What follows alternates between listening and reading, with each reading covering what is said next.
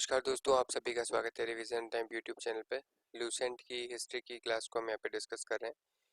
इसका टॉपिक 4 है। सब टॉपिक फर्स्ट, मौर्य काल 322 ईसा पूर्व से 185 ईसा पूर्व। चाणक्य का नाम क्या था? पहला क्वेश्चन है। चाणक्य का नाम था विष्णुगुप्त। नेक्स्ट क्वेश्चन, निम्नलिखित में से किसकी तुलना मैकियावेली के प्रिंस से की जाती है?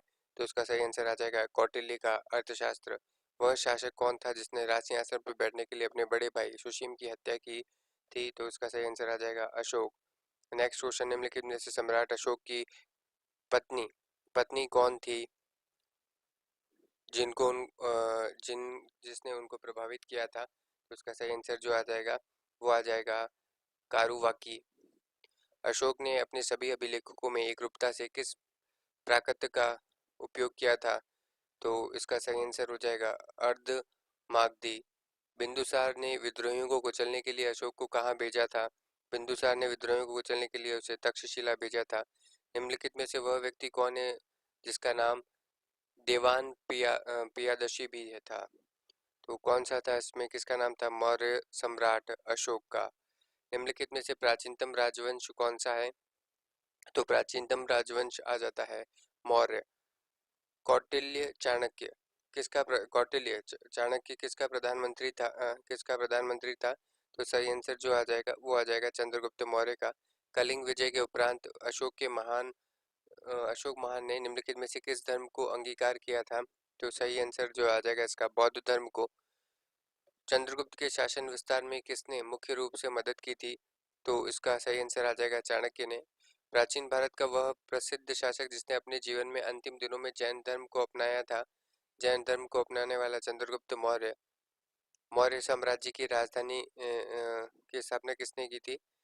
ठीक है, तो इसमें मौर्य मौर्य साम्राज्य की स्थापना जो आती है वो किसने की थी? तो उसका सही आंसर जो आ जाएगा हमारे पास वो आ जाएगा चंद्रगुप्त मौर्य। मौर्य साम्राज्य में प्रचलित मुद्रा का नाम जो आता है वो आता है पर्ण। निम्नलिखित में से अशोक का उत्तराधिकारी कौन था? कुणाल। मुद्रा राक्षस का लेखक निम्नलिखित में से कौन था? विशाखदत्त। मालवा गुजरात महाराष्ट्र के शासक ने पहली बार जीते थे? तो सही आंसर आ जाएगा चंद्रगुप्त मौर्य। निम्नलिखित में से किस शहर में अशोक के शिलालेख नहीं है? नहीं है पूछा है तो पाटलिपुत्र में नहीं है, गिरनार, गांधार और टोपरा में है। मौर्य काल में शिक्षा का सर्वाधिक प्रसिद्ध केंद्र जो था वो कौन सा था? वो था तक्षशिला। अशोक के शिलालेखों में प्रयुक्त जो भाषा यूज की गई है वो कौन सी है? प्राकृत। मेगास्थनीज ने भारतीय समाज को कितनी श्रेणियों में विभाजित किया था? वो किया था 7। कौटिल्य के अर्थशास्त्र में किस पहलू पर प्रकाश डाला गया है? तो इसमें राजनीतिक नीतियों पर प्रकाश डाला है। किस अभिलेख ने यह साबित होता है कि चंद्रगुप्त का प्रभाव पश्चिम भारत तक फैला हुआ था? तो कौन सा ऐसा अभिलेख है? तो आएगा रुद्रदमन का जूनागढ़ अभिलेख। केवल वह स्तंभ जिसमें अशोक ने स्वयं को मगध का साम्राज्य बताया था, तो मगध का साम्राज्य ब्राभ्रू स्तंभ में बताया था स्वयं को मगध का साम्राज्य।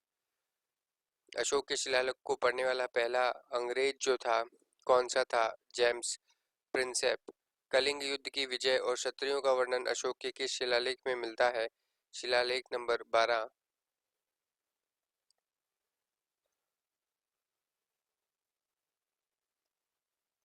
13वें शिलालेख में मिलता है। कौन सा शिलालेख है ये? 13वां शिलालेख है।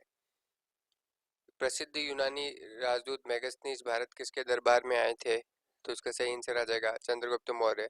अशोक ने 261 ईसा पूर्व में कलिंग को जीतने के बाद क्या किया था? तो उन्होंने भारी रक्तपात को देखकर युद्ध की नीति को सदा के लिए त्याग दिया था। कौन से युद्ध के बाद? कलिंग के युद्ध के बाद। अशोक ने अधिकांश अभिलेख किस भाषा में लिखे गए हैं? तो ये प्राकृत और ब्राह्मी भाषा में है। किस ग्रंथ में चंद्रगुप्त मौर्य ने वृषल यानी निम्न कुल शब्द का प्रयोग किया है? तो उसका सही आंसर जो आ जाएगा हमारे पास वो आ जाएगा ब्राह्मण साहित्य में। नेक्स्ट क्वेश्चन आता है, अशोक के जो शिलालेख रॉक एडिक्ट्स संगम राज्य के बारे में बताते हैं वो कौन से हैं? तो संगम राज्य के बारे में दूसरा और दूसरा और 13वां शिलालेख संगम राज्य के बारे में बताते हैं। निम्नलिखित में से किस राज्यादेश में अशोक के व्यक्तिगत नाम का उल्लेख मिलता है? तो उसका सही आंसर आ जाएगा मास्की में। किस जैन ग्रंथ में चंद्रगुप्त मौर्य को जैन धर्म अपनाने का उल्लेख मिलता है? तो कौन सा जैन ग्रंथ है? तो परिशिष्ट पर्वन में अत्यंत पॉलिश किए गए एकाश्म अशोक स्तंभ पांडुरंजित बालुकाश्म के एकल टुकड़ों में तक्षित किए गए। उसे साधारणतः कहाँ की खुदानों से निकाला गया था? तो उसे मिर्जापुर के समीप चुनार से। अशोक के द्वारा कलिंग पर चढ़ाई की जानकारी के लिए महत्वपूर्ण स्रोत जो आता है वो कौन सा आता है? वो 13वां शिलालेख आता है।